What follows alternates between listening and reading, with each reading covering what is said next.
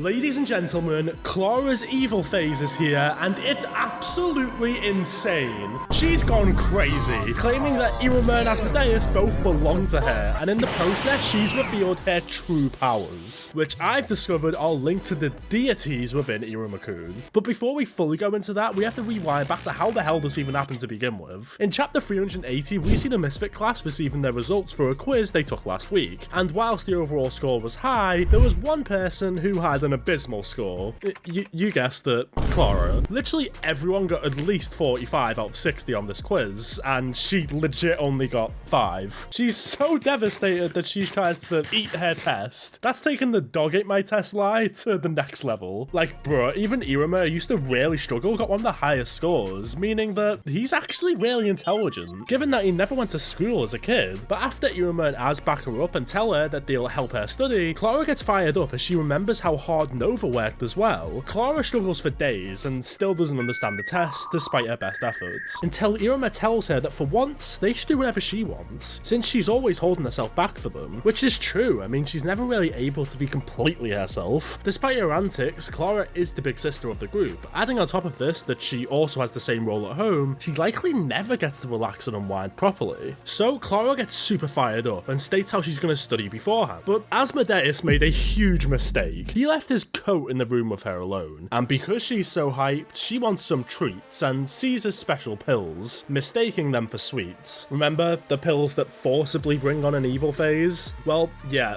being Clara, she eats it and we get this panel. This is one of the best in the entire series for me. When I turned the page and saw this, I was losing my shit, and we get a huge hint at Clara's true origins from this. But before I go into that, I do have to talk about how ridiculously fast Clara is here, because when Asmodeus comes back to get his coat, she hooks him so fast and throws him within her toy box so quickly that he can't even react. Obviously, she caught him off guard, but we're talking about one of the strongest students in Babylos here. Either way, at the start of chapter 381, we get this coloured image of Clara in her evil phase, but her horns are actually a different colour than usual. I mean, compared the two, they are actually more golden, which leads us onto a theory that many have had for a long time. Clara is a deity, or at least partially. The main reason for this theory is when we rewind back to when the girls were revealing their wings to each other and Clara refused to show hers, is probably because they're not demonic. At least not entirely. I doubt she wouldn't show her wings just because they're embarrassing or something, because why would she care? Plus, when talking to Asmodeus, Iruma stated that he's got his own secrets, so does Asmodeus, and he expects Clara to as well. Also, she literally confirmed this later on, so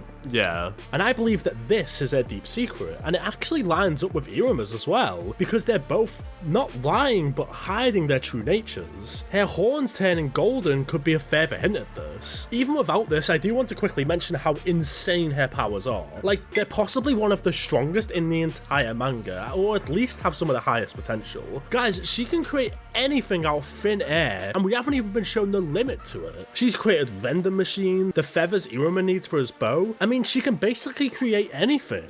I said in this video how broken it truly is, but this chapter shows that when Clara is serious, she's easily the strongest out of the trio. But you're probably wondering, why is Clara even like this right now? Even if she is in her evil phase, this seems very different. Well, what we do know is that an evil phase brings forth your most primal instincts, more specifically the instincts of your bloodline, especially in the case of the pills that Az was given by Balam. In his case, it was destruction, which is what the Asmodeus clan was known for, more specifically destruction and virtue. So evil phases don't just specifically bring out your own worst desires, but those of your family. This is the entire reason that Sabro somehow held back his entire life, only going into his evil phase once because he believed it was tainted by his bloodline. Because you genuinely aren't yourself when you're in your evil phase, you succumb to your bloodline's primal desires. At least this is the case when you're younger and haven't trained it, because we saw that Kalego didn't seem to be overly affected and just seemed more grumpy than usual. You could say that this is just maybe how his evil phase affects him, but in my personal opinion, I believe it's more than this. I believe that he's trained it enough to the point where it's simply like a cold for him. Because we did see when Sabro was in his evil phase, he was still able to stop himself from going completely crazy, and we see that his design was the same, meaning that his evil phase was still ongoing here. But for Sabro, his evil phase involves pain. That's it. Just enjoying others' pain and receiving pleasure from it. This is so different to anything he represents, because it's not him, it's his blood. In the Valac family's case, it seems to be possessiveness. Because once Iruma goes to check on her, we get this shit.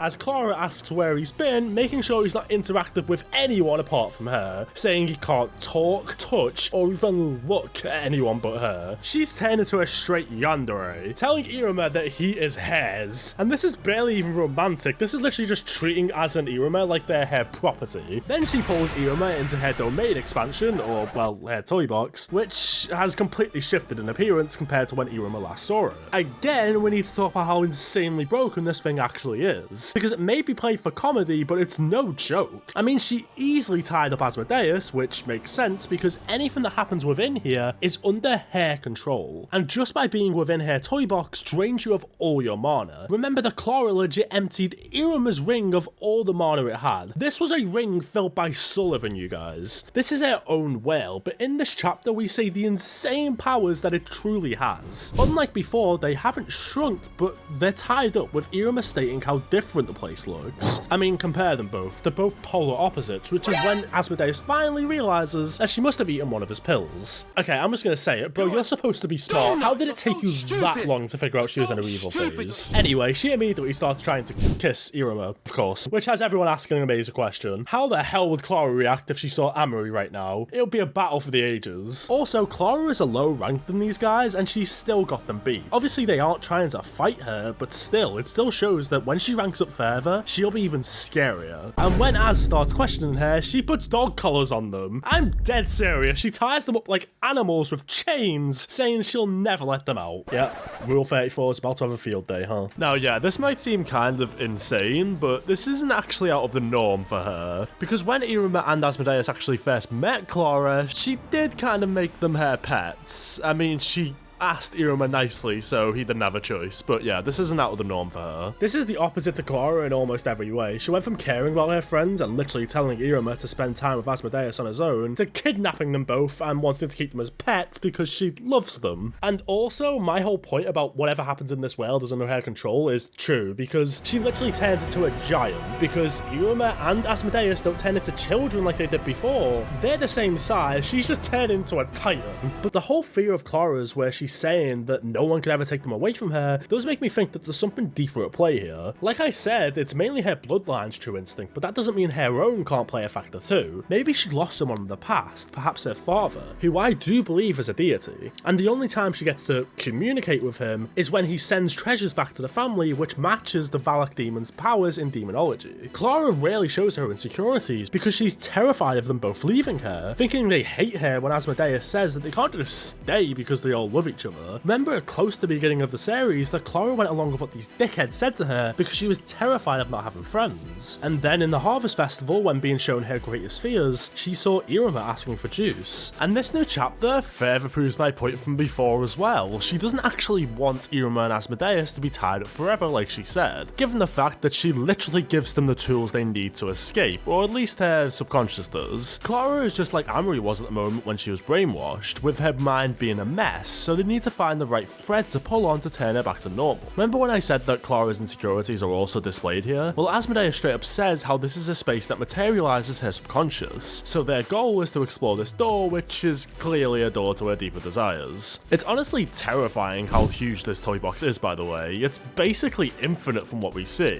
And Clara states how she's going to be going to class and doing stuff outside while all this is going on, meaning that the toy box can stay open forever no matter what she does. Because remember that it's sucking the mana out of all the occupants inside. Which also makes me think that what if Clara was to actually fight someone seriously? They'd be screwed. I mean, the only reason Iruma got out before in the Harvest Festival was because Clara loved him. That was literally the only reason. If you're not related to her in any way, then you can never escape. But anyway, Clara specifically put near this door Az and Iruma can't enter, meaning that they're likely about to find out the secret she talked about by complete accident. And if you want to discuss what the secret actually might be, then be sure to join my Discord. We all talk about this chapter and we're losing our minds, and if you want to give me money, support the channel, become a member and you'll get extra benefits within this Discord too, and you'll just be helping me create more videos in the future. And yeah, make sure to hit the subscribe button for more Iruma content, because chances are I'm going to cover more of these chapters because it's finally taken off. And click this video on screen for my recent video on Ichi the Witch, which is also written by Iruma's author, Osamu Nishi.